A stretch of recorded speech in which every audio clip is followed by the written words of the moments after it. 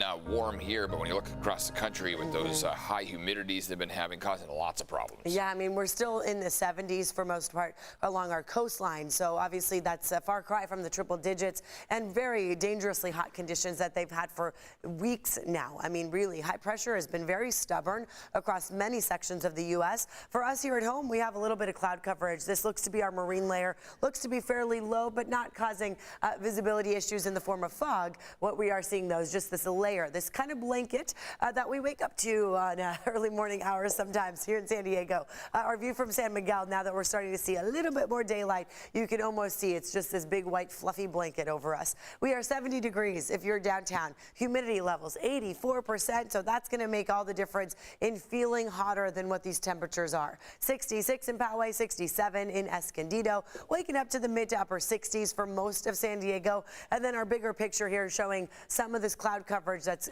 over us, but also watching to the east and south, there's a bit of moisture. So this is now tracking from Mexico, looking like it'll just work its way right around here as it tends to do, just swirling near Mexico and Arizona. It could come through our deserts, but I think our chances of thunderstorms today not as likely. Also watching what was Frank. So here's that counterclockwise motion right there. This is now a post-tropical low, but what it is doing is sending bigger waves to Southern California. Yes, to our south-facing beaches. Right now, our buoys are showing 5-foot wave heights.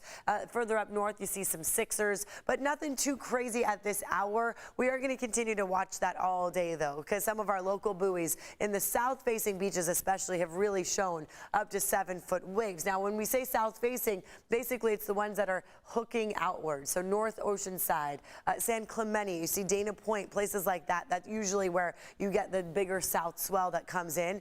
Beach hazard statement ends at 5 o'clock tonight. And then here's a look at those sets, up to 7 feet. That's what we're expecting at many of those beaches that face the south direction. Your rip current risk is high for today as well. So, of course, water temperature feels nice, low 70s still in our ocean. But, you know, you'll want to just make sure you're in a safe spot. As far as your afternoon highs go, mid to upper 70s for most of San Diego downtown, near 80 degrees, in fact, for downtown locations, 79 in Oceanside. And then here you are inland, mid to upper 80s. So there you have it. It should feel very similar to yesterday. We've pretty much have not seen a change in our temperatures at all. So there you have it. You're going to notice that in the 8-day where things are staying very consistent. I'll step aside so you can take a quick peek right there. What you'll also notice would be an increase in thunderstorm activity for our mountains and deserts starting tomorrow.